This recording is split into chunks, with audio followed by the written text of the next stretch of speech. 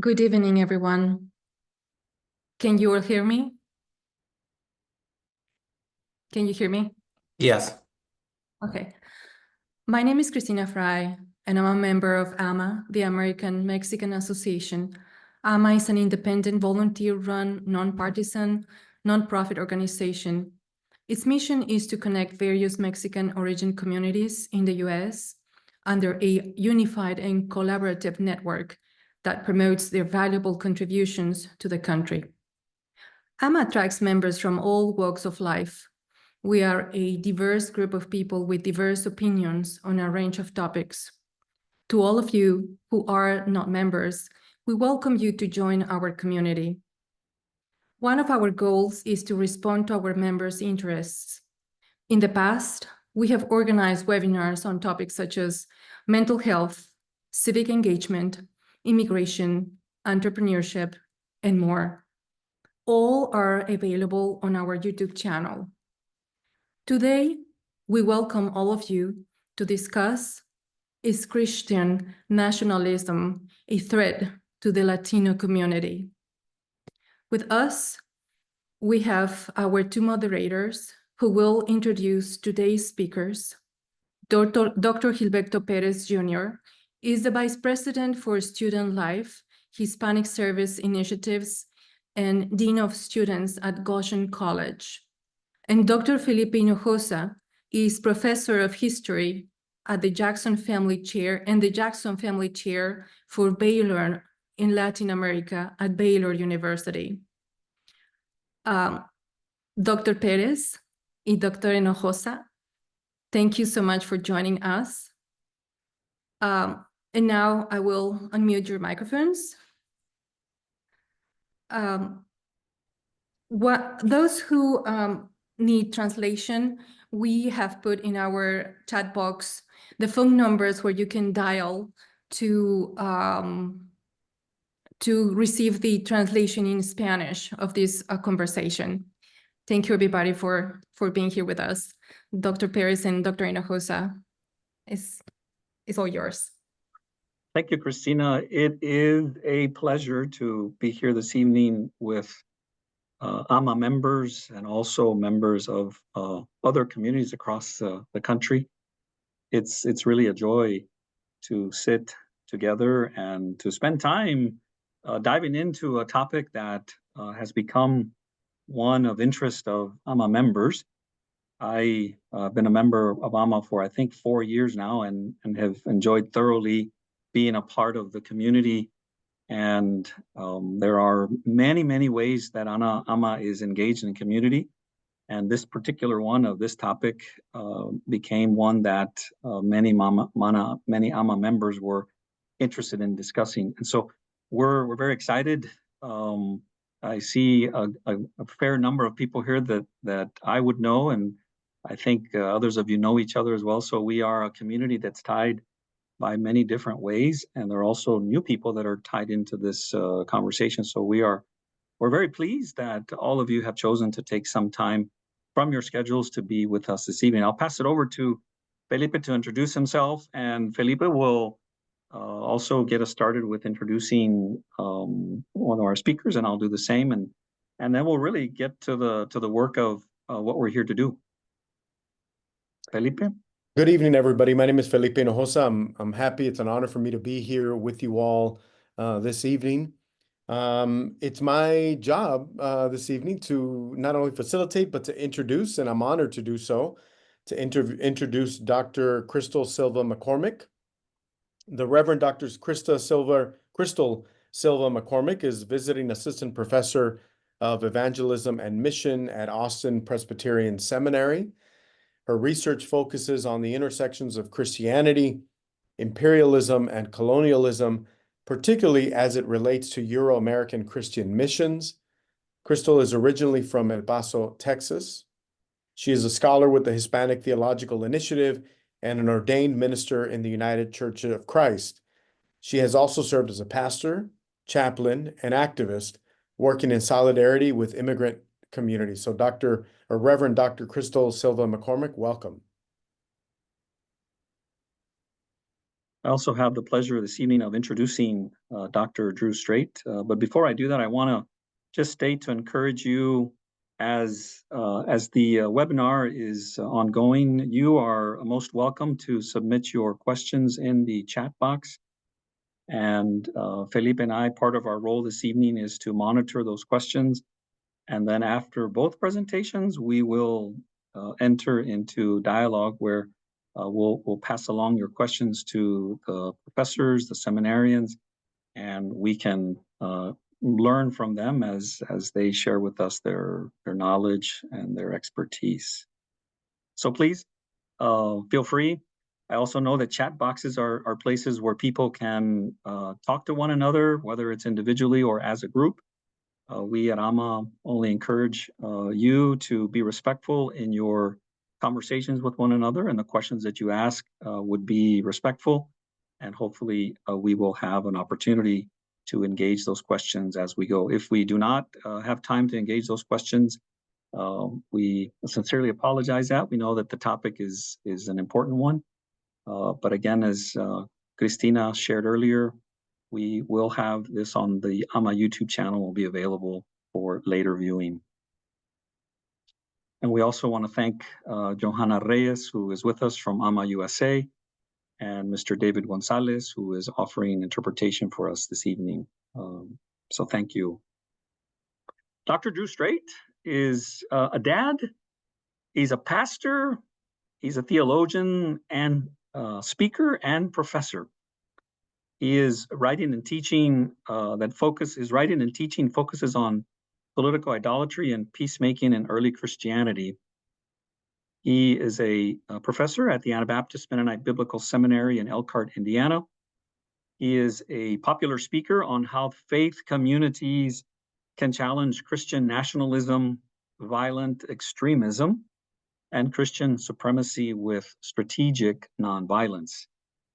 I've had the privilege of interacting with Dr. Strait here at Goshen College as he was a presenter for us, a speaker at one of our chapels. And it is my great honor to welcome Drew.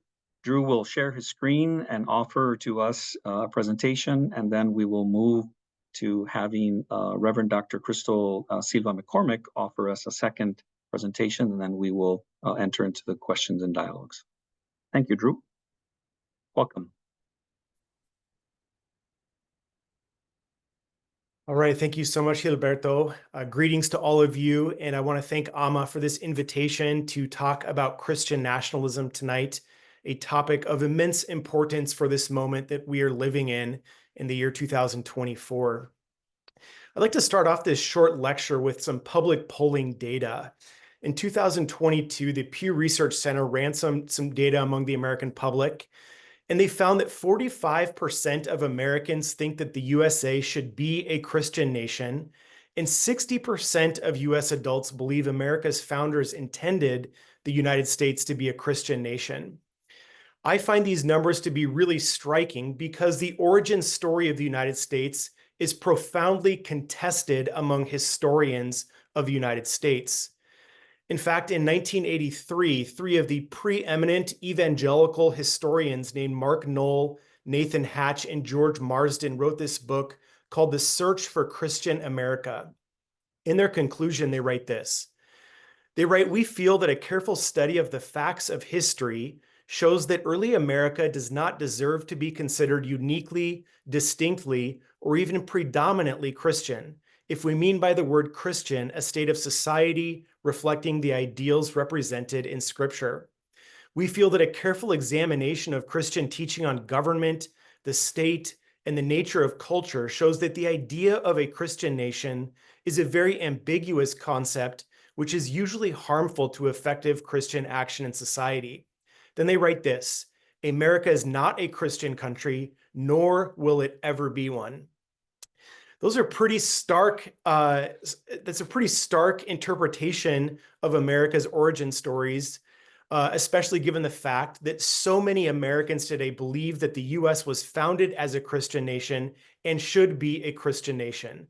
At the heart of this debate is a very powerful political and religious movement in the United States called Christian nationalism that wants to institutionalize Christianity from the top down, to literally make our government and our education system and in our whole cultural infrastructure a Christian country. The word Christian nationalism, interestingly, didn't start being used very much until around the January 6th Capitol insurrection in 2021. Up until this time, most of us were talking about things like civil religion or patriotism. But around the January 6th insurrection, Google search data shows that searches for Christian nationalism spiked as Americans were observing Christians worshiping Jesus, carrying life-size crosses, as insurrectionists were laying violent siege to the center of American democracy in the United States Capitol building. Since then, the word Christian nationalism has become weaponized by some politicians like Marjorie Taylor Greene, who was selling t-shirts on Instagram that say proud Christian nationalists. And in so doing this, she is weaponizing this term to discern who's a real American, who's a real Christian, who belongs in the USA, and who should be kicked out of the United States of America. Thankfully, we are not without really good resources for understanding Christian nationalism in the United States right now. In my professional opinion, the most important book that's been written on Christian nationalism in recent memory is this book called Taking America Back for God, Christian Nationalism in the United States by two evangelical sociologists named Andrew Whitehead and Samuel Perry. In their book, they define Christian nationalism as a cultural framework, a collection of myths, traditions, symbols, narratives, and value systems that idealizes and advocates a fusion of Christianity with American civic life. The Christianity of Christian nationalism represents something more than religion. As we will show, it includes assumptions of nativism, white supremacy, patriarchy, and heteronormativity, along with divine sanction for authoritarian control and militarism. Now, here's the key part. It is as ethnic and political as it is religious. In other words, Christian nationalism is not just a religious movement in the strict sense. Rather, it embraces a Christian religious identity that is interrelated and overlapping with one's ethnic and partisan political identity. One of the major contributions of Whitehead and Perry's study is that they observed 4 responses among Americans toward Christian nationalism. The first response is what they call rejectors or adherents of Christian nationalism. This makes up 21.5% of US society. The second response is what they call resistors or skeptics of Christian nationalism. This makes up about 26.6% of US society. The third response is what they call accommodators or sympathizers of Christian nationalism. This makes up 32% of US society. And the last category is ambassadors. This makes up 19.8% of US society. I'm just noticing a typo as I'm talking. Adherents at the top next to rejectors should not be there. So delete that out in your visual. Sorry about that. What's interesting about these responses is that even though ambassadors or adherents of Christian nationalism are the smallest group, they have an outsized amount of power in our political system due to gerrymandering and the way that congressional representation works from one state to the next. Whitehead and Perry show that key predictors of ambassadors of Christian nationalism are identification with political conservatism, belief in the Bible as the literal word of God, religious practice. In fact, Christian nationalists are twice as likely as Americans overall to report attending church services at least twice a month. They tend to believe that the founding fathers were all Christians, even though we know that is not necessarily the case. Just think of someone like Thomas Jefferson, who was what we call a deist. A deist was someone who believes that God wound the world up like a clock and then walked away, and that miracles aren't something that God can do and perform in the world around us. In fact, Thomas Jefferson rewrote the New Testament and took all of the miracles of Jesus out of it. And certainly this is not an orthodox approach to the Christian faith. They also tend to believe that America is on the brink of moral decay. They believe that God requires the faithful to wage war for good. Notably, only 16% of ambassadors of Christian nationalism reside in cities. And finally, they tend to affirm this idea of a rapture in the New Testament at the end of times, even though the word rapture doesn't actually occur in the New Testament. More recently, Philip Gorski and Samuel Perry co-authored this book called The Flag and the Cross. One of the things they take up in this book is a debate many of us are having about whether we should talk about Christian nationalism or white Christian nationalism. I think that Gorski and Perry make a very strong case, again, based on public polling data, that we need to be talking about white Christian nationalism, and here's why. They write that the subtext of whiteness in the language of Christian nation and Christian values becomes obvious when we see how differently our Christian nationalism measures work for whites than for Black Americans. For Black Americans, adherence to Christian nationalism has little, if any, correlation with their views about racial discrimination, American religious history, COVID-19 issues, or views on the economy. In other words, data for white persons behaves differently than data with persons of color, including Latinos and Black persons, around questions of vaccinations, anti-Black racism, and so on and so forth. So many of us are convinced right now that we need to talk about white Christian nationalism because whiteness is the epicenter or the gasoline that fuels the fire of Christian nationalism. Since we talk a lot about whiteness when we're talking about Christian nationalism, I wanted to take a brief moment to define what we mean by this word. I know of no better definition of the word whiteness than this one by African-American theologian Willie James Jennings. He writes that whiteness is a way of imagining oneself as the central facilitating reality of the world, and whiteness is having the power to sustain that imagination. So to be clear here, when we're talking about white Christian nationalism or whiteness, we're not just talking about the color of one's skin. It's possible for an African American or a person of color to assimilate or make accommodations to whiteness in order to gain more privilege and power in society. One example of this comes from Supreme Court Justice Clarence Thomas, who is an African American, but he routinely votes against the interests of the African American community in the United States. I would argue that he is impacted by white supremacy here, or whiteness. Gorski and Perry also observe a cause and effect relationship between one's adherence to whiteness and participation in direct violence. Rather disturbingly, they argue that the more that white Americans seek to institutionalize Christian values or the nation's Christian identity, the more strongly they support gun-toting good guys taking on real or imagined gun-toting bad guys, the more frequent use of the death penalty, any means necessary policing, and even torture as an interrogation technique.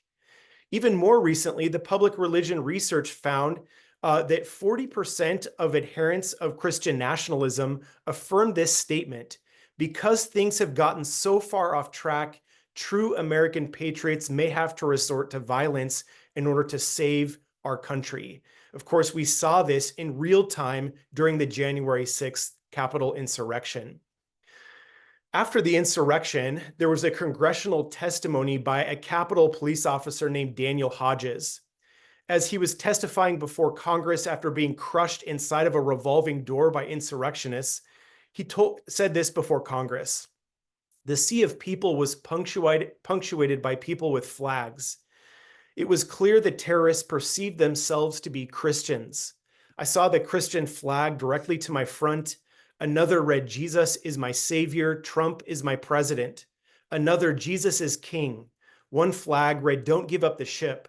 Another had crossed rifles beneath a skull emblazoned with the American flag. To my perpetual confusion, I saw the thin blue line flag, a symbol of support for law enforcement, more than once being carried by the terrorists as they ignored our commands and continued to assault us." One of the conspiracy theories that is fueling white Christian nationalists' grievances today is a conspiracy that we call replacement theory. Replacement theory is the ideas that white families' birth rates are in decline, and that immigrants are invading the United States, especially from Latin America, to take power of our political institutions and to use power over our cultural values in the United States. So among many white Christians in the US right now, there's this deep, overwhelming fear that persons of color, especially Latino immigrants, are moving into the US and seizing power of our culture and political institutions. Last year, the Public Religion Research Institute did some public polling about this, and they found that 85% of white Christian nationalism adherents agree with the statement that the American way of life needs to be protected from foreign influence. They also found that 72% of white adherents of Christian nationalism disagree with the statement that the growing number of newcomers from other countries strengthens American society. Then this final statement speaks directly to replacement theory.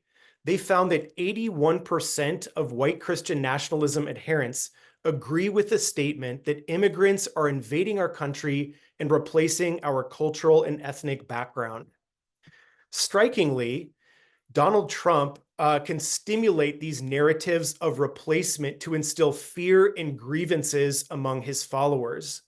One of the ways that he does this is by tweeting and using rhetoric at his speeches that make his followers think that there are caravans of immigrants from Latin America pouring into the United States. Sometimes he even uses dehumanizing animal slurs to dehumanize immigrants. In fact, at several political rallies during his 2016 presidential campaign, Trump did a dramatic reading from the lyrics of a song called "The Snake." Some of you may remember this. Trump built up to the reading with anti-immigrant rhetoric against Syrian and Mexican immigrants. After whipping up his audience's fears, Trump read "The Snake" out loud, a story of a tender-hearted woman who shows empathy to a half-frozen snake crying out in profound need on the side of the road. The snake says, quote, "Take me in, O tender woman, take me in for heaven's sake. Take me in, O tender woman," sighed the snake. The woman obliges, and after warming the snake up in her home by the fire, she strokes his skin and holds him tight, and suddenly the venomous snake proceeds to bite her. The lyrics provided Trump with a kind of elusive allegory. The generous woman represents relaxed immigration policy, and the snake represents poisonous immigrants. To loud cheers, Trump amplified the innuendo. He said, "Does that make sense to anybody? Does that make any sense? We have no idea who we are taking in, and we better be careful." Ironically, "The Snake" was written by Oscar Brown, who is a member of the Communist Party, a Black nationalist, and a civil rights activist. One of Brown's daughters likened Trump's reappropriation of her father's song to a lynching scene. Even after Brown's daughter sent a cease and desist letter, Trump proceeded to read "The Snake" at a rally to mark his 100th day in office. Together, these animal metaphors contributed to trickle-down bigotry and the largest spike in hate crimes since the September 11th terror attacks in New York City. Notably, surges in crime were felt the most in counties where Trump held a political rally. Trump's dehumanizing speech can even cultivate what psychologists call moral disengagement among consumers of dehumanizing rhetoric. To be sure, in August of 2019, a 21-year-old white man and a self-proclaimed Christian, according to his Twitter bio, drove 10 hours to El Paso, Texas, and murdered 20 people inside of a Walmart with an AR-15. Minutes before the terror attack, the shooter posted a 2,300-word hate-filled manifesto that mirrors Trump's dehumanizing rhetoric. He said, "This attack is a response to the Hispanic invasion of Texas." In other words, this young man was a consumer of replacement theory. Friends, one of the most important things I want to communicate tonight is that trickle-down bigotry is deadly. It has real-life implications for the flourishing of all humans in the United States. One of the most powerful movements among Christian nationalists is the fastest growing Christian movement in the United States and also one of the most underreported Christian movements in the United States, called the New Apostolic Reformation. The New Apostolic Reformation emerged in the late 1990s as a charismatic Pentecostal movement that for the first time in the post-Reformation era affirmed the office of apostle and prophet. Fast forward about 25 years, and the New Apostolic Reformation has built up a network all around the globe of very powerful and highly influential prophets and apostles. In fact, several of these New Apostolic Reformation leaders were inside of the Trump administration's White House in the days leading up to the January 6th insurrection, as they were going out on swing state prophecy tours to invite people to the Capitol. What was it called? I'm forgetting the title of the rally, Stop the Steal rally, to participate in this, what became an insurrection. Inside of the New Apostolic Reformation is an affirmation that not just is the United States a Christian nation, but that the U.S. was founded by white Christian men, that it has a special covenant relationship with the God of Israel, that the U.S. has a special purpose in God's mission, that these blessings are under threat. And some of you may have heard of this idea called the Seven Mountain Mandate or Seven Mountains Dominionism. It emerged in 1975 and then went viral all around the world in the early 2000s, mostly from prophets and apostles within the New Apostolic Reformation, who argued that Christians have been given a divine mandate to rule the nations, and specifically to rule seven mountains of cultural influence. Those seven spheres of influence are family, religion, education, media, entertainment, business, and government. Now, what's interesting about this is that 30% of American Christians affirmed their belief in the Seven Mountain Mandate in 2023, but that number has grown to 41% in 2024. So in the same breath that we're talking about Christian nationalism or white Christian nationalism, we also need to be talking about Christian dominionism, this idea that millions of Christians believe that they have been given a divine mandate by God to rule on behalf of Christ over these seven mountains of culture and influence. To give you an idea of how high up in the United States government these ideas have penetrated, in 2015, Dutch Sheets, who is a key New Apostolic Reformation leader and a key Trump ally, wrote a book called An Appeal to Heaven. In this book, he popularizes a flag that was used during the Revolutionary War by George Washington that has a tree with the phrase "An Appeal to Heaven" on it. Sheets used this as a right-wing symbol for the Seven Mountain Mandate, this idea that, again, that Christians have been given a divine commission to literally take charge of the United States and other governments around the world through coercion, even if that means violence. Well, when the latest Speaker of the House, Mike Johnson, moved into his office, one of the first things he did is place an Appeal to Heaven flag outside of his house. On the left-hand photo here on this slide, you'll also notice an Appeal to Heaven flag flying outside of Supreme Court Justice Samuel Alito's vacation home. We also know that this flag has been flown outside of the Illinois State Capitol at least one time and inside of a number of other Capitol buildings. So in conclusion tonight, I want to share this quote from Michelle Goldberg's 2007 book called Kingdom Coming, a book on Christian dominionism. She was really writing ahead of her time about Christian nationalism. She argues that the ultimate goal of Christian nationalist leaders isn't fairness, it's dominion. The movement is built on a theology that asserts the Christian right to rule. That doesn't mean that non-believers will be forced to convert. They'll just have to learn their place. In other words, Christian nationalism's quest for dominion really isn't compatible with democratic pluralism because of this desire to institutionalize and privilege Christianity over our non-Christian neighbors. So how has all of this impacted the Hispanic and Latino community? The Public Religion Research Institute has a Christian nationalism scale with 5 statements that they ask Americans to respond to. Those statements are: the U.S. government should declare America a Christian nation. U.S. laws should be based on Christian values. If the U.S. moves away from our Christian foundations, we will not have a country anymore. Being Christian is an important part of being truly American. And the 5th statement, final statement, is God has called Christians to exercise dominion over all areas of American society. As you can probably imagine by now, adherents of Christian nationalism score very high on these statements.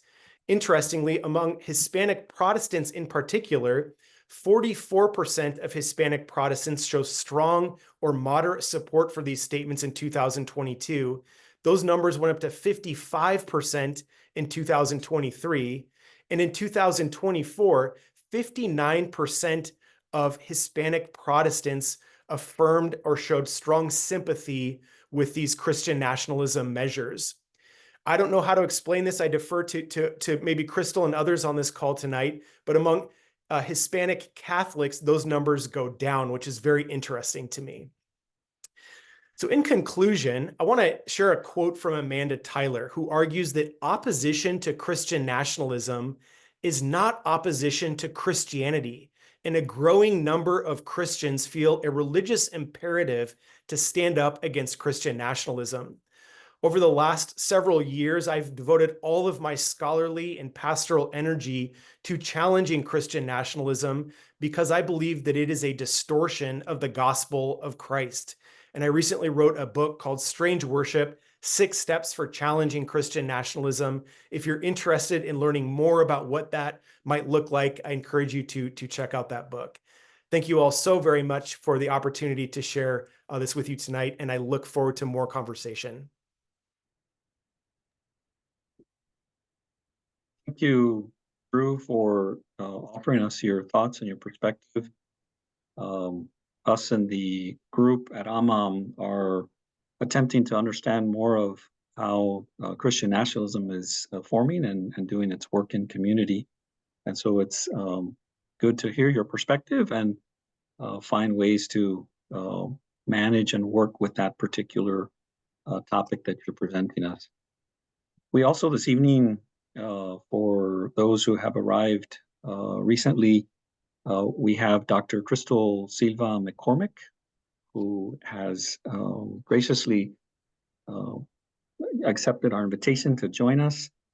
And I will invite Dr. Crystal Silva-McCormick to offer her perspective and her words on Christian nationalism and a threat to the Latino community. Crystal, welcome. Thank you so much. Thank you so much to Ama and to Dr. Strait for that presentation. Very, very enlightening and sobering as well. And again, to Ama for making the space for us to have conversation together, space for us to think together and to be in community together, which is very important in the face of so much change that we're seeing and change that affects our community. It is an honor to be with you here. I want to also sit with some of the words that we just heard and that stood out to me as well. And one of those words that stood out to me a lot was dominionism and dominion, which I think of as power and power over. And I want us to sit with how compatible that is with the gospel of Jesus. And that's a question for us as we wrestle with Christian nationalism and its various ways of manifesting itself and how it shows itself in our government and in our churches, in our communities. Really for us to sit with how compatible is that word with the gospel of Jesus, which I really appreciate Dr. Strait bringing up and lifting up at the end of his presentations. What I also have in mind for us is to reflect on where these ideas come from. right? These ideas are so rooted in this idea that the US, that the United States is exceptional, that it's the best, that it is the bestest, right? In the whole world. And it's interesting to think about, how do we even measure what that means? To say that a country is exceptional, that it is unique, that it is the best in the whole world, of all the countries in the world. And to think about also from scripture, the fact that our scripture, as those of us who are Christian, the Bible says, "For God so loved the world," the world. But one other thing that we need to think about is that there have always been Christianities, and I'm going to say that as a plural. The computer wants to correct me when I say plural, Christianities, but there have always been Christianities.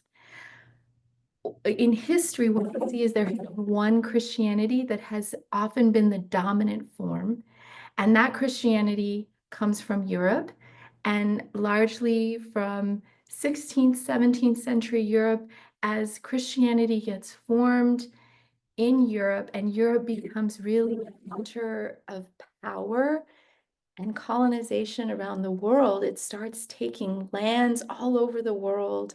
It gets involved in the slave trade. Europe becomes the locus of power, and therefore Christianity becomes a locus of power, of dominionism. And there are other iterations of Christianity that we should think about, to consider that not all forms of Christianity were or are about dominion and dominionism, but this is what we see in expressions largely of European white Christianity. And that's just something for us to always keep in mind when we look at the history of Christianity, when we look at the history of Christian missions, is that we have to be honest about that part. And I also appreciate Dr. Strait talking about whiteness. What does whiteness mean? As Dr. Strait said so well, it's not about whether someone is necessarily white or Asian, East Asian, South Asian, Latino. It is what values they have, as Dr. Jennings talks about so well in his essay, in a chapter of a book called "Can White People Be Saved?" He talks about the values of whiteness, which for the sake of our time here, it essentially is to believe that white is superior. Okay, so this idea that white is a superior race, a superior way of being, a superior culture. And so we're navigating that in the United States, as Dr. Strait laid out in his presentation, that all of these iterations of Christian nationalism are rooted in whiteness. And so we cannot separate Christianity that has spread to our communities, to our Latino communities, from whiteness, whether it be here in the United States, or whether it be in the countries in Mexico or the other countries that many of our communities come from. Okay, and so we have to remember that. And a good reminder of that is the fact that the Christians who brought Christianity from Europe and landed here in centuries ago, roughly the 16th, 17th century, especially chief among them that we should think about are the Puritans. The Puritans really, we have to thank them for bringing these ideas of marrying this idea of this nation being formed and Christianity, right? Because they were trying to escape King George in England, the Puritans. They came here for, in their mind, religious freedom, but in their mind, they were what they called themselves, the New Jerusalem. They believed they were chosen people, chosen by God, that they had this divine mandate, called by God to, and we'll talk about this language again in a little bit, but this language of city on a hill. We're a city on a hill. And that's really incredible to think about when we think about how many countries there are in the world, how many human beings there are in the world, that a small group of people said, God called us to be the New Jerusalem, And when they meant us, they meant white people. So when those white European Puritans came to the US, in the name of Christianity, they said, we're going to start a Christian community, a Christian country. They took slaves, African slaves. They took indigenous people as their slaves. They stole the indigenous people's land. And they did so in the name of Christianity because they said, we're going to Christianize these people. And they claimed these people were uncivilized. And so it's incredible to think that we are in the year 2024, and these ideas are centuries old. They are not new, but yet how powerful they are, right? And we look at Frederick Douglass. That's not right. It was not the 19th century, or what? Maybe it was 19th century. Yes, I have an error there. Sorry. Frederick Douglass said that he couldn't celebrate the 4th of July as a slave because as a slave, as an African American, he was exposed to the gross injustice and cruelty, which he was a constant victim, him and other slaves. He was an abolitionist, he was a writer, and he, at the end of his life, left Christianity because he said, I can't take this religion that professes Jesus and enslaves human beings, that owns human beings. And so this is what I mean when I say that there have always been Christianities, plural. There was the Christianity of the slaves who practiced their Christianity in spite of the way they were treated. And they saw the gospel for what it was, liberative. And we see that in the historical writings. And the slave masters who used the Bible for dominion, to own other human beings. We have to say that and think about that Christians use the Bible to justify owning other human beings. How violent is that? And what a perversion of religion to use that to own other human beings. So here are just 2 examples of different Christianities that are being used and have been used historically, and that we see people finding liberative Christianities and finding Christianities as a way to have dominion over others. Again, to the Puritans, this image, this painting is very famous by John Gast, and it represents what was an outgrowth of these Christian ideas from the Puritans of American progress.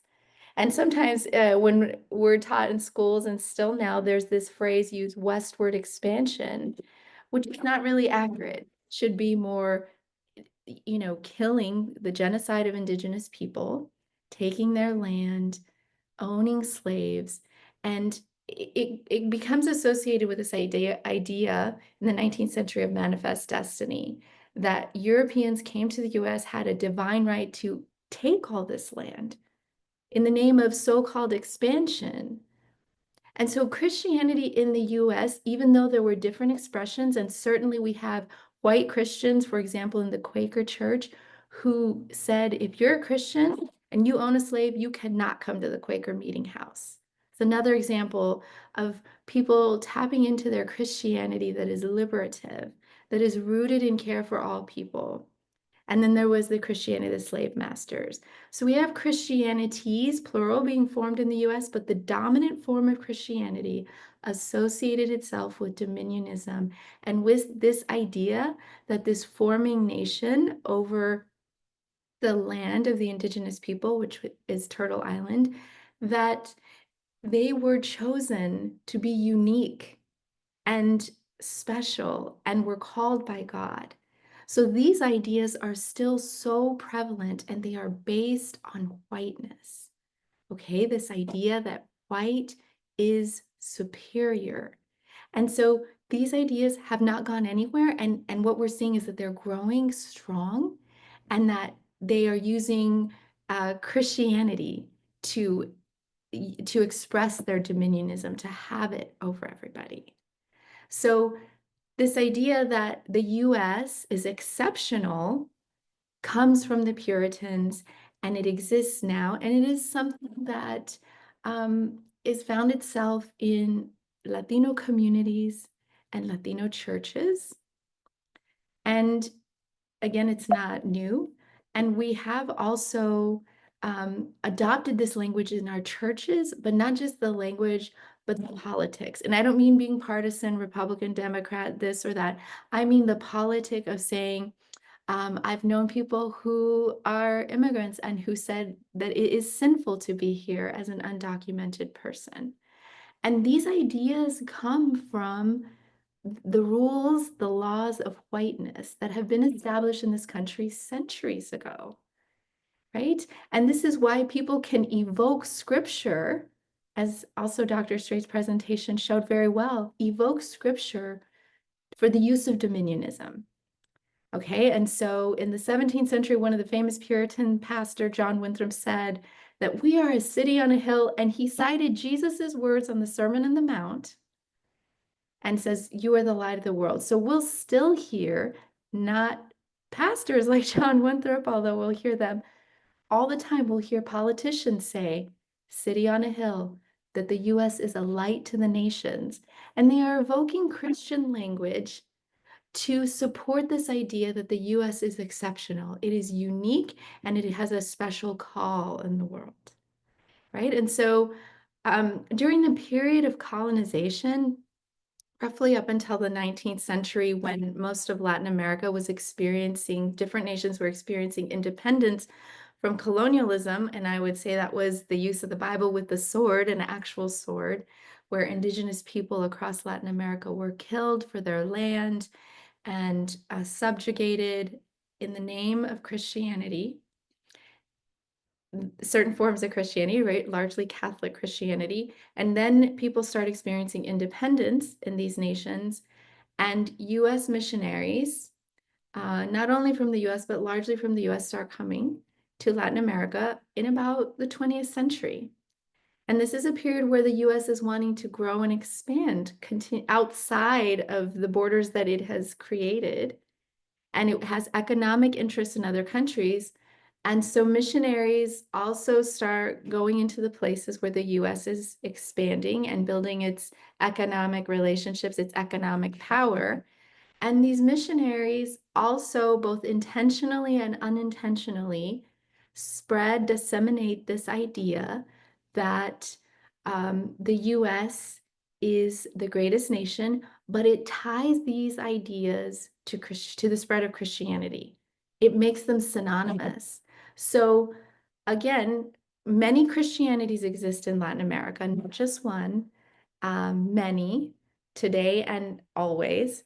But part of what US Christianity being spread in Latin America is it spreads this idea of US exceptionalism. And so what we can't separate from that is the aspect of whiteness. Okay, and we have to think about too, as we fast forward to 2014, is in my research, I noticed that Latino evangelicalism was rising in the US, but particularly its commitments to what is known as Christian Zionism. And if you're not familiar with Christian Zionism is roughly, and in very general definition, is Christians who are motivated by their Christian belief to support the idea that there should be Jewish control over the land we know as Israel and Palestine. And so Christian Zionism really started to take off around 2015, 2016. And Pew Research was showing that white evangelicalism in the US was declining. So what's interesting as this decline happens, you have this rise of Latinos identifying as evangelical, but also as Christian Zionists. And in my research, I was wondering, what is happening? What is happening? Well, I saw the presence of a few organizations. One of them is very prominent here in the US, Christians United for Israel, located here in Texas, where I am, in San Antonio. And they are a really strong example of a Christian nationalist church. And they merge these things that we're talking about today, dominionism, anti-immigrant sentiment, this support, political application of the Christian belief, their Christian belief to support Jewish control over the modern state of Israel and Palestine. So I noticed that these organizations, Christians United for Israel and others, Filos Latino, they started creating initiatives to reach out to the Latino community, to the Latino evangelical Spanish-speaking communities in the US and in Latin America. The Latino Coalition for Israel is another example. So these all have they are iterations, right? They are manifestations of Christian nationalism. And we see that they use that same language and everything that Drew laid out for us. This is another iteration of this that cannot be ignored, because these initiatives are intentional to reach Spanish-speaking communities in the US. They were intentional, and they start emerging at the same time that you see the decline in white evangelical numbers in the US. And one story that I want to share with you is, when I've done research, I did some interviews and I met an incredible person who came here from another country, and I interviewed them in a church. And the questions that that I was asking were not about immigration status at all. The questions, or even about what they voted, who they voted for. This was a few years ago after the last Trump presidency, during Biden's presidency, that I interviewed this person. And we were talking about their support for Israel emerging from their Christian beliefs. And I was asking them to please help me understand this rise, as I was trying to investigate the rise in Christian nationalism and Christian Zionism. And this person told me, este país es la casa de los Anglos. Okay, this country is the house of the Anglos, was their words. And they felt they were sinful and wrong for having come to this country undocumented, and they were trying to correct that path, is what they told me, and that they wanted to be a good Christian. And what I heard from this person is that they felt a lot of shame. They felt that they weren't enough because they're not classified as white, that they are not a white person in this country, that they don't have the same amount of power, status. And this person had a very difficult journey to try and come the so-called right way, which would have taken them 8 years, considering everything that they were going through, that there was no way to wait for that. So this idea of la casa de los Anglos, the house of the Anglos, being the United States, they were spot on. They were exactly right. They knew from their gut what their experiences were, and they were not saying it as a criticism. This is what they believed. And so as Latinos, we have to ask ourselves, what is our relationship to whiteness, as it is imposed on us from so many different angles, on our communities, from so many different angles. We hear it in the news. We hear it now from presidents. We see it in policies. Regardless of who's president, we've seen it in policies. Our communities have experienced this. And we experience it in churches. And then now we see it in the public sphere in Christian language. So those of us who come from these communities, we have to ask ourselves, what is our relationship? And do we always have to see ourselves in relationship to whiteness? Right? These are important questions for us to ask ourselves, our communities, our family members, if we have to see ourselves in relationship to whiteness, with reference to whiteness all the time. And if it is that we seek equality in this country, and so many people do, they seek freedom, or do we want power or dominion over others? These are important questions for us, because freedom for our communities is not the same thing as having power over other people. It is different to have power with people than it is to have dominion and power over. And so I think we have to ask ourselves, in our churches, in our Christianity, are we subscribing to whiteness? Are we subscribing to dominionism? Where do we see these ideas of US exceptionalism in our churches, in our belief systems, in our commitments, including these ideas of Christian Zionism when God says, or the scripture says, God so loved the world? And where is our citizenship? Is our citizenship in a nation? You know, these are important questions that we have to reflect on in our communities, never alone, because power and freedom is not something that we achieve just for one person, just for ourselves or our family. It's for our communities, for all people. And so it's important that we have to think about these things, our communities who all experience crossing borders, whether it be our grandparents, our great-grandparents, our parents, ourselves. We know these stories, and we know the stories that are being told about us and about people in our communities. And we have to be attentive to that, because it is dangerous for people. It is life or death for people here in our country and outside of our country. And so our commitments and what we believe is very important. It's life or death for us and for our communities. And with that, I'll close, and just thank you for hearing me and for the conversation.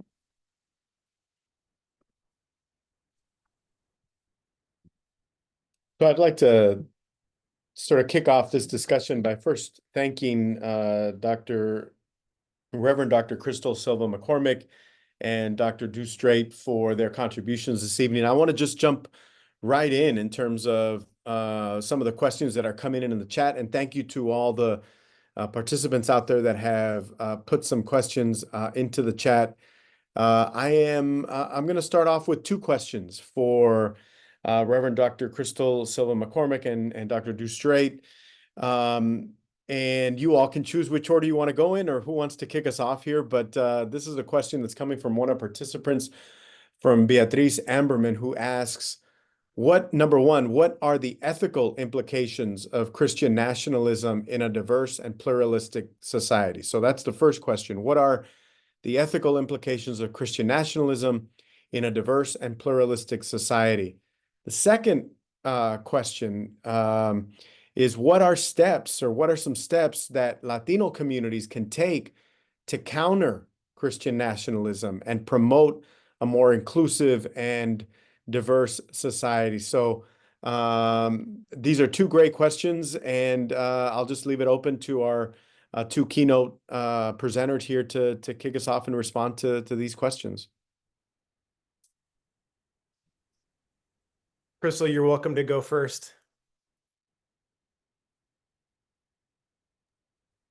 Okay, thank you. Are we taking the first one question at a time?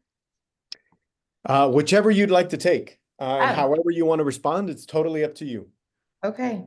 I guess I'll start, I guess, with the first question, the ethical implications of a Christian nationalism in a diverse and pluralistic society. I think looking at both as a historian and a pastor, I will echo what Dr. Strait already said, is that these really can't exist together because it's about dominionism. And if you look at histories, anytime anyone has a framework, whether it be a Christian one or not, and it is imposed on others, you can't have a diverse and pluralistic society because you are imposing something. And so those of us that are in churches and are having conversations with people in our communities who want to subscribe to Christian nationalism, I think this goes to countering it, is having conversations about, you know, what it means to impose things and how compatible it is with Christianity, with the teachings of Jesus, with Jesus's words, to impose anything on anyone. And particularly if we also expand our understanding of what violence is, right? Violence is not just the sword, it can be our words, and we've seen that in this election cycle, especially against the Haitian community, and as we discussed with Dr. Strait's presentation, in the insurrection. So I think that we have to be honest about violence and its manifestations and its compatibility to Christianity. And I think those conversations are helpful to complicate things for people committed to Christian nationalism. But I think it's impossible for a pluralistic society to exist, to be diverse, and to thrive when you're imposing things on people.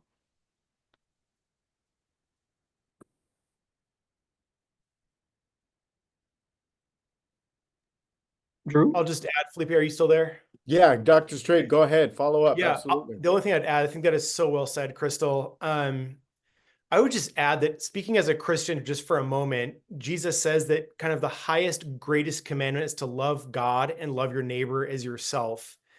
And as I'm watching Christian nationalism take hold of even some of my own family members, I'm noticing a growing xenophobia among them, a deep fear of people who look different than them and behave differently than them and eat differently than them.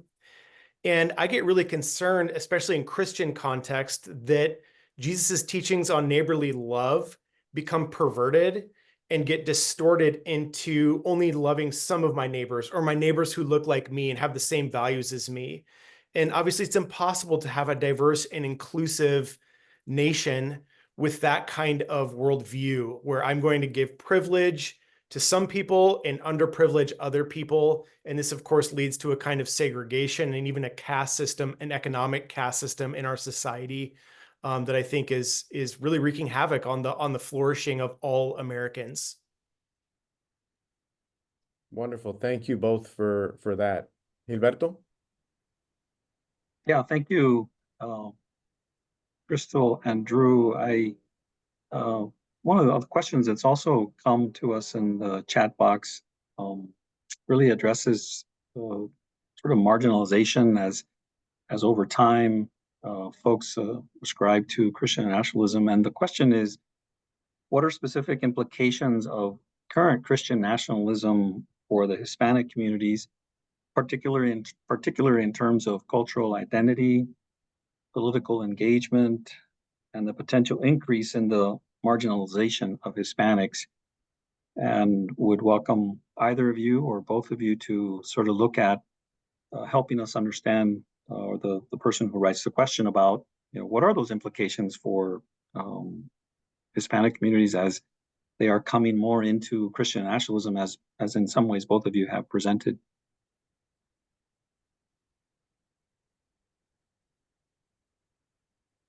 Crystal, you want to start?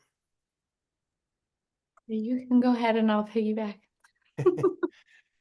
It's a tough question. I hesitate to answer it with a lot of clarity as a white man. But I think there are a number of pressing things that we need to be thinking about together as both allies of the Latino community and as those of you who are members of the Latino community. I think that one of the really concerning things about this moment is that the ideology of Trumpism, or whatever you want to call it, has a deep interest in making the life of the rich better and the life of the poor poorer, just based on their own economic philosophy. And so it becomes confusing when we have so many Americans voting against their own interests. And one of the reasons I think a lot of Americans are doing that is that in exchange, they're being given promises that they're going to win a culture war, whether it's against transgender kids, whether it's against gay marriage, whatever the hot potato cultural debate is about something. They're being given promises that they're going to win a culture war, even though they are voting against their own interests economically.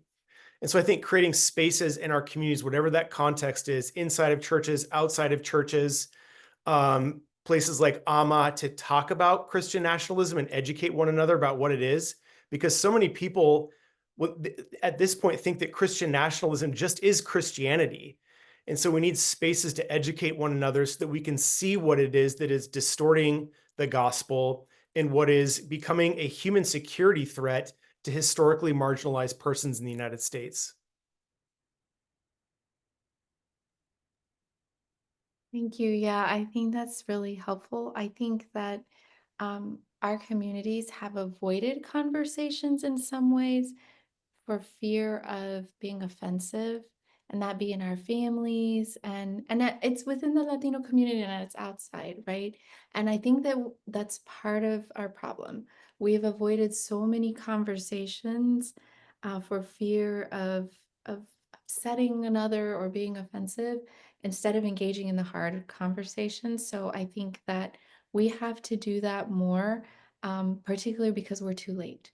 We're too late in that violence is already manifesting itself and has been, and chief among them at the border, at the actual border, right? And so we have to, we also have to talk more about whiteness and assimilation and who we identify with. You know, it's like when we're reading scripture, when we're reading history, are we identifying with Christopher Columbus and we're saying, oh yeah, he did a great thing? Or are we identifying with the people who are often crushed by colonialism and the harms that have happened in history? And when we think about that, if we're identifying with power and power over someone else, the question is always, is that compatible with our faith? And I think that we have to have those conversations at the risk of offending people that we love and saying it is not unloving to say, how do we love better together? I don't think that's unloving. In fact, I think it's unloving to continue to not have these conversations and not risk offending people, because the violence will continue unabated and unchallenged. So thank you both for that. And I want to thank everybody also for their wonderful comments and questions. Keep them coming in the chat as we progress here. There's a number of questions that are coming in, but I want to try to take a kind of big picture one here in terms of thinking about, and this is a question that's coming from Iris de Leon Hartshorn, who writes, I have read that some say that Christian nationalism is the next Reformation. Is that taking it too far or not? I can speak to that briefly. Peter Wagner is kind of one of the godfathers of the New Apostolic Reformation that I talked a little bit about in my lecture. And he says that this is the greatest movement since the Reformation, and is even quote unquote greater than the Reformation. And so I do think that among some of these highly influential apostles who literally have their own news channels in their basements with millions of followers on YouTube and Twitter and whatnot, and many of us have never even heard of them, but they do believe that they are participating in a reformation, even kind of a revolution. I was really disturbed last month before the election when one of the main leaders of, I think it was the Heritage Foundation, said that we are living in the middle of the Second American Revolution, and it will quote unquote be bloodless if the left allows it to be. So I do think that this idea that we are in the middle of something greater than the Reformation, something greater than the Revolutionary War, is absolutely a pervasive idea among a lot of Christian nationalist leaders in particular. Dr. Silva-McCormick, do you have anything you'd like to add? I mean, I think it's not going too far to think that people think that this is a reformation.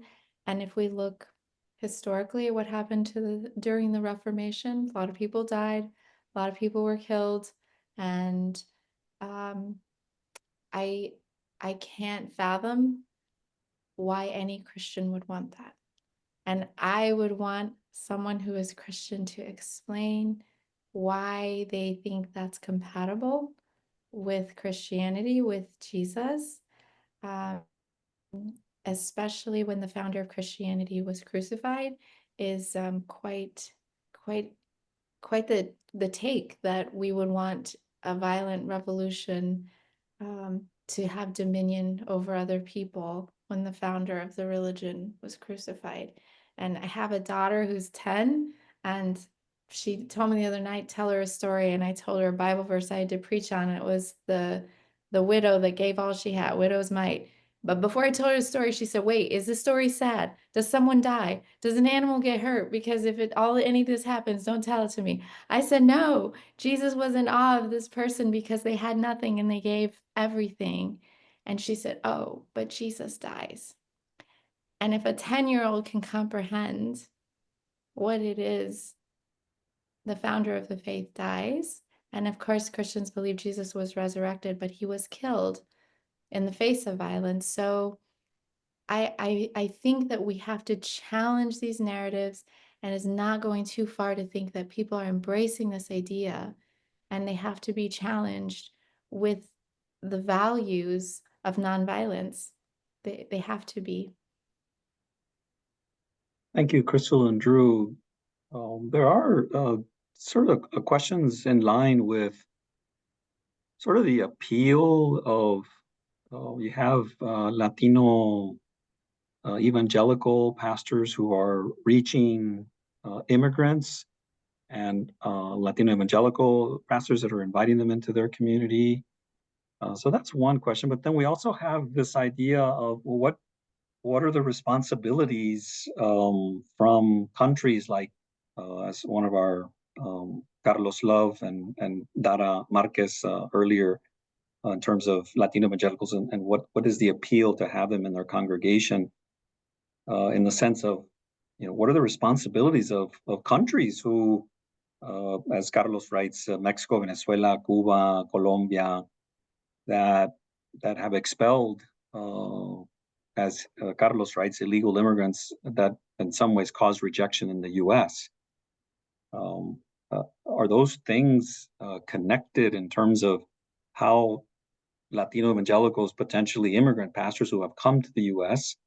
and now may actually welcome them, but maybe are also rejecting them themselves here in this country? And maybe if Crystal, you can get us started, and then if Drew wants to also comment on that one, or those two questions, I guess. I think there are a number of reasons that people from our communities would commit to Trump, to voting for Trump, to Christian nationalism, and there are different ones. I think one thing that I've heard in churches is that people don't think that it's going to be harmful or violent for immigrant communities, for example. So it may be not believing that the violence can exacerbate worse than it is now and than it was before. And there are different stories from different countries as to why people come here and the freedom that they do feel and the safety that they do feel. And many people actually testify to that. And so that is not untrue. I don't think that there is a reason to negate that and instead to affirm it. I think the question is, if we experience that, then we want to make sure that everybody else experiences that if we're Christian. The other reality is, if we look at the history of Latin America, is that we have to be honest about the relationship of the US economy to economies in Latin America and the benefits that the US economy has off the poverty of these countries, which forces migration. So those countries are responsible. Mexico has not been nice to immigrants, for example. That's the truth. We can be honest about all countries, but we also have to be honest about the US and the power that it has over other people's economies that forces migration, including sanctions on Cuba. So, we have to be honest about those things, but we can affirm people's stories of experiencing freedom and affirmation here in their immigrant journeys, and maybe wanting to protect that. But maybe we confuse protecting that freedom with US exceptionalism or Christian nationalism, dominionism. And so we have to be clear about separating those things. And if we want something for ourselves, then we should want it for other people, which is also biblical. Drew, any thoughts from you? I don't have anything to add. That's super helpful, Crystal. Yes, thank you, Crystal. So I'll just jump in here, and there's again a lot of really helpful comments and a good discussion that's brewing in the chat. So thanks to everybody who's participating. I think that's credit to Drew and Crystal for your wonderful commentary and conversation here.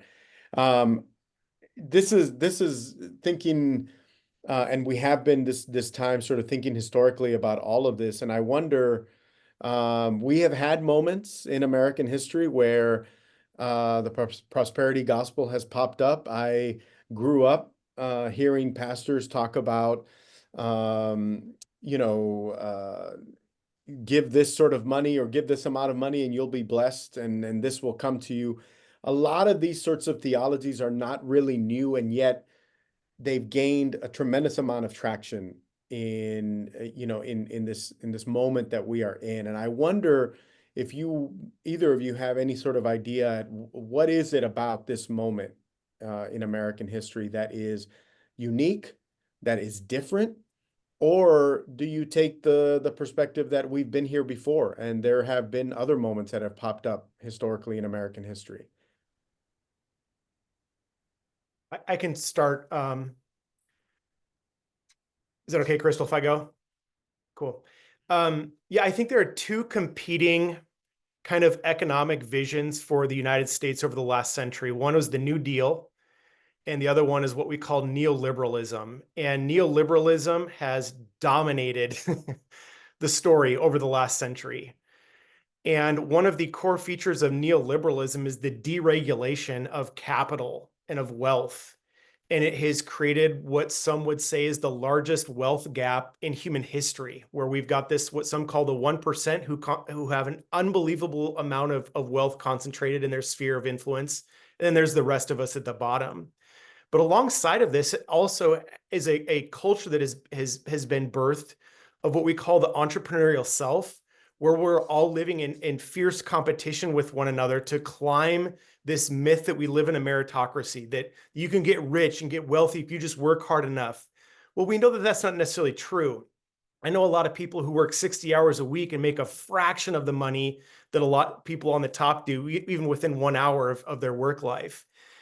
And so I think the emergence of Trump is like the late final chapter of neoliberalism winning the day, even as we're watching him right now make appointments to his cabinet that are going to further gut our institutions. And they're going to make almost all of their decisions based on enriching themselves and the 1%. And so acknowledging these competing stories and mobilizing people by ourselves, we have hardly any power, but together we are powerful. And that's what gives me so much hope about this meeting tonight. If we can mobilize this kind of people power to push against neoliberalism and its many demons, for lack of a better term, and envision together a society where we can all flourish together. I think that is something that the church and religious communities can speak into right now in really powerful ways. Great. Crystal, is there anything you'd like to add? Thanks so much, Drew. No, I think just that I would say it's not new. And I think that scripture tells us that when we fail to, and then I'm going to be pastor, not a historian, but when we fail to look outward and only look inward to whether it be my own safety and security or only the safety and security of my family, then I'm willing to let other people experience violence is not reflective of the gospel. And so we see that in history and we see it in the scriptures, and we're asked to do something else as Christians. So I think that it is not something new. And the tools that we have to counter it are not new either. They're at our disposal, and they are starting, as Drew said, caring about community, power with each other in community, and people power. And that's something where everyone can flourish. And so if there's any Christianity that's asking people for something else, then I'm skeptical of it. And I understand why there are prosperity gospels and it's growing. People are struggling. And I don't want to diminish that or say that just because someone is struggling and they want to stop struggling, that they're selfish. I think that we have to wish for ourselves what we wish for other people in human flourishing. And if we start there, then we will make sure that the least of these are taken care of. But that's not what our society has done. And it's not in the direction that we're headed towards. So the church might want to step up and do more. Thank you, Crystal and Drew for that. We, to our guests that are here this evening, all of you, we are reaching here toward the end of our time together and want to be respectful of time. Perhaps we can jump into sort of perhaps a question that I think has been running, sort of a theme that at least I've picked up on in a lot of the questions or even comments that people our guests are stating is, I think it comes very clearly is, well, what can be done if indeed this Christian nationalism is taking hold, it has taken hold, and you've given some of the data. We see that 59% of Latinos are moving in the direction. We have communities, I think, who are split, even within the Latino population, who some voted more left and then others voted more right. And I think what our listeners that are here are also wondering, well, what can be done for us as communities locally to confront Christian nationalism, and where do we go from here? And we would welcome those final closing thoughts from you. And also then after you folks respond, I will invite Christina to come back on to the deck and offer us some final words. And again, want to thank all of the comments and the quotes. We will write all of these down. We will share them with our guest speakers to all of you, and we'll work somehow to get these, will be a transcript available for you and those types of things. So Crystal or Drew, what can be done? How do we move forward? How do we engage the topic of Christian nationalism as we enter into an uncertain time with a new administration that is telling us various things, various appointments, as you have mentioned, and where do we go from here? You want to start, Crystal? Okay. Yeah, I think the most important thing we can do is take exceptional care of our own spiritual selves and mental health, including our family members, friends, and neighbors. I think it's going to be hard to not get really distracted by chaos happening in Washington, D.C., when in reality, one of the most important things we can do is take care of people in our own watershed, to show up week after week for peace and justice within our own neighborhoods and mobilize people power at the municipal level on school boards and all the things happening, who controls power in your county, figuring out who that is and mobilizing people power to influence those kinds of institutions. But beyond that, in terms of Christian nationalism, I think it is critical that our communities break silence, because silence before theologies of oppression is a form of compliance. It's a form of passivity in the face of injustice. So creating spaces like AMA has tonight, like this, to break silence and define what white Christian nationalism is, and to talk about why it presents an immediate human security threat to immigrants in the Latino community, I think is some of the most important work that we all can be doing in the weeks and months ahead of us. Thank you, Drew. I think that's really well said. And I would say just to remember that we do all of that in community. So whatever community we're part of, or if you're not part of one, be a part of one. I'm in Austin, the Workers' Defense Project, largely, almost exclusively an immigrant community. They have strong community together, and they take care of each other long before this election, and they're going to after. The Austin Sanctuary Network, your church, all of those communities can come together. And I hate using sports terms, so I apologize in advance, but we can play offense instead of playing defense. Constantly we're in defense and saying that's not what Christianity is. That's what we just need to live what Christianity is. We just need to, and if someone is not Christian, then they just need to join us, and we join each other in having a consistent view of what human flourishing is and human rights should be, and diversity and pluralism, if that's our foundation, then people feel safe and people can flourish and there isn't a threat.